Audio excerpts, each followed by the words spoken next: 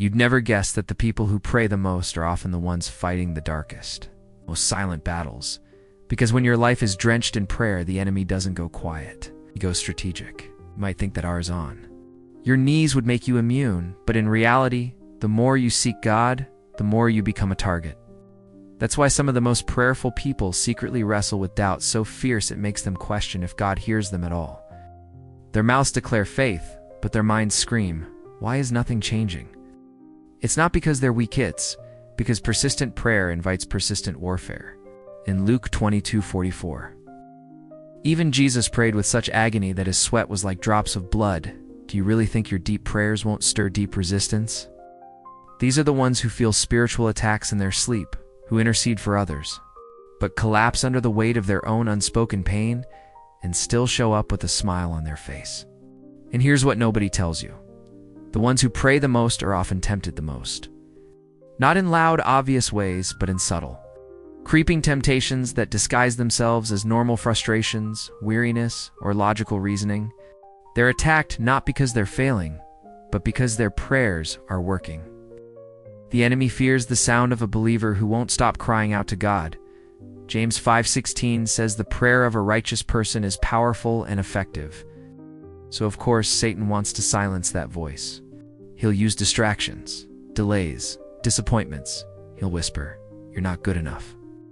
When God already said you're chosen, 1 Peter 2:9, people who pray with intensity often suffer from isolation. It's a hidden loneliness that says, "No one understands how hard I'm fighting." And they're right, most people don't. They're burdened for others, carrying prayer lists like battle plans, interceding for marriages, healing, revival, while their own heart quietly aches with unanswered cries. It's a shocking paradox. The more spiritually mature you become, the more you battle unseen. That's why Paul wrote in 2 Corinthians 12:7-9 about a thorn in his flesh that wouldn't go away, didn't disqualify him. It humbled him. Those who pray the most also grieve the deepest when they hear silence from heaven. Yet they press on because they know faith isn't a feeling, it's a decision. And here's the truth. The prayer warriors you admire are not standing strong because life is easy, but because they've been broken and rebuilt 1,000 times by grace. They've seen too much to quit, but not enough to feel safe. They are constantly at war in the spirit while appearing calm in the flesh. And God trusts them with that tension. If you're one of them, you know what it feels like to cry out in the middle of the night, not for yourself, but for a world that's too asleep to realize it's in danger. You know the agony of feeling unseen while standing in the gap for others. But here's your warning. Never let public peace fool you into thinking private prayer comes without cost. The hidden life of prayer is a battlefield soaked in invisible blood. And yet Romans 8:28 still rings true. God works all things together for good, even when your prayer life feels like it's shattering you.